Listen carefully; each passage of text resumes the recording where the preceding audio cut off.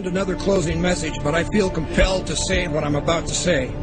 Now, I risk sounding like a conspiracy theorist, but it's no longer a theory. What I'm about to say is fact. The secret organizations of the world power elite are no longer secret. They have planned and are now leading us into a one-world communist government.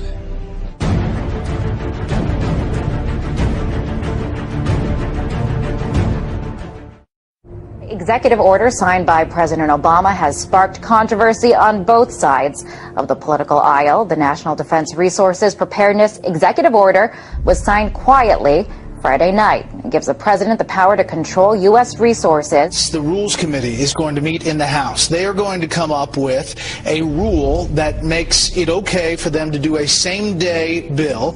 So they'll pass this rule. It's, believe it or not, called martial law. This would give the President of the United States the authority to declare basically martial law during times of peace. There are new disturbing developments out of Washington tonight regarding the President's belief that he has the legal authority to assassinate U.S. citizens.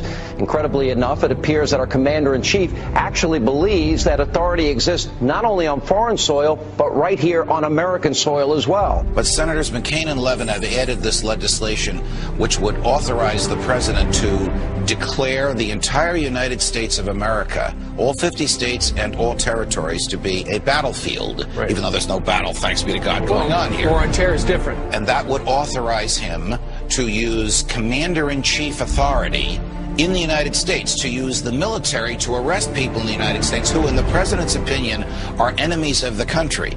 Particularly to hear President Obama claim the power to keep people in prison indefinitely with no charges against them, no conviction, no sentence, just imprisonment. Joining us now is former Secret Service agent Dan Bongino. Dan, thanks a lot for joining us. What do you mean there's no such thing as gun control, only people control? Tell me what that means. Tucker, this is larger ideological ploy by this administration. They're not being authentic with America, whether it's the sequester, healthcare, or the gun control issue. What they do is they manipulate an emotional crisis, a national emotional crisis, to further an ideological agenda which involves the evaporation, the slow disintegration of your civil rights, your liberties, your ability to live and let live. And it's a disturbing pattern that, frankly, is really starting to get under my skin. The US is funneling money into tracking systems that are threatening to make the very concept of privacy a thing of the past. It could mean people's every move being used against them to keep them under surveillance. The information age was an era nearly everybody embraced. But today's surveillance age, experts say, is a reality almost no one can escape. David, why does the DHS need 450 million hollow point bullets? That kind of ammo that they purchased from ATK, hollow point ammunition, as you had explained, it's designed to, tear through human flesh and then expand. It's designed to kill people. This is not the optimal kind of ammo you would buy for target practice. It's more expensive and it's more precise. Do you think this is a sign that they're preparing for some sort of mass civil unrest? So they have an open bid right now, DHS, for even more ammunition, for 175 million rounds of .223 caliber rifle ammo. It's almost identical to the ammunition used by NATO peacekeeping forces. So that's very interesting. Are they planning on some kind of widespread economic unrest in the U.S. that would require NATO forces to help us out? $500 million in surplus military weaponry from the Pentagon, which is authorized through the Pentagon's 1033 program. During the late 70s, Congress passed legislation called Posse Comitatus, barring the military from operating on American soil. And in the early 80s, there was an effort to circumvent that in Congress by arming police with military-grade weaponry. And now we're seeing that play out in the streets. People in the inner city in the U.S. have been experiencing this. So civilians in the U.S. are now up against basically military-style policing.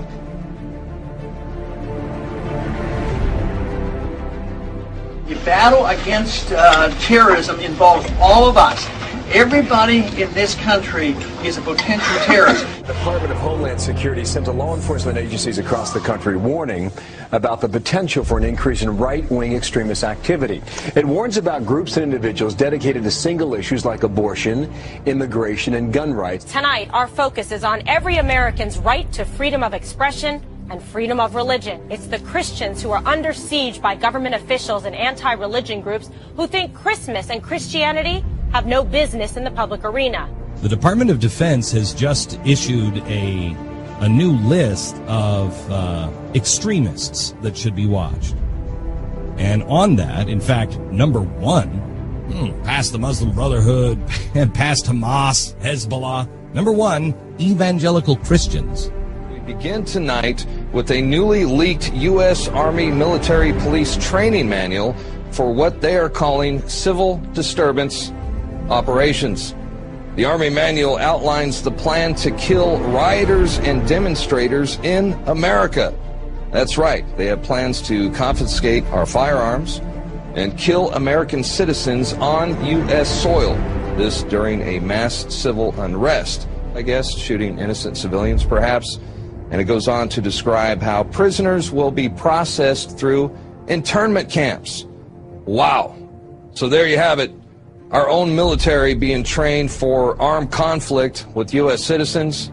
They're being trained to confiscate our guns in preparations to process us into camps during civil unrest. A pretty scary scene along the Chicago River turns out to be a military training exercise. There was nothing routine that folks reported about seeing the jarring as they witnessed the jarring scene of at least 3 Black Hawk helicopters flying at times in close order formation. Just in, a military drill in downtown Miami, complete with these Black Hawk helicopters, elite soldiers, and police officers swarming the street. Take a look, swing back over here. This may be involved in this training or not. Again, let me tell you what all of this is that we know of. It's a joint military training exercise involving local police, also military. Sight of Army helicopters and the sound of gunfire created a lot of concern this afternoon in one Houston neighborhood. There were armed men in fatigues, plenty of weapons, and what many thought were real live rounds.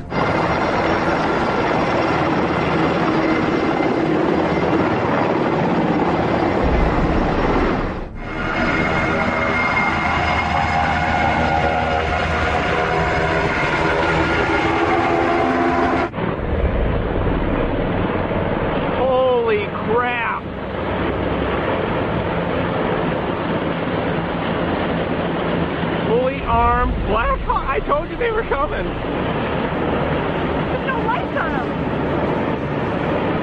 They're like bugs. So here's the article by Steve Watson. Military helicopters conduct covert exercises over U.S. bank buildings. This is all part of other drills going on to acclimate the public to being attacked by our own military that are happening here in the United States. Here it is. LAPD and elite military units conducted extraordinary counterterrorism training in the skies above downtown LA tonight. At one point, they made what appeared to be a drop-off at a park. Within seconds of landing, the helicopter was back in the air. It was a strange sight in the skies over Los Angeles. Military special forces flying a practice mission last night, and there are more exercises scheduled for today. The entire city of Boston is in lockdown. In the suburb of Watertown, police with guns drawn are searching door to door. I mean, we had martial law up there. FBI and all these agents coming in, closing things down, going to people's houses.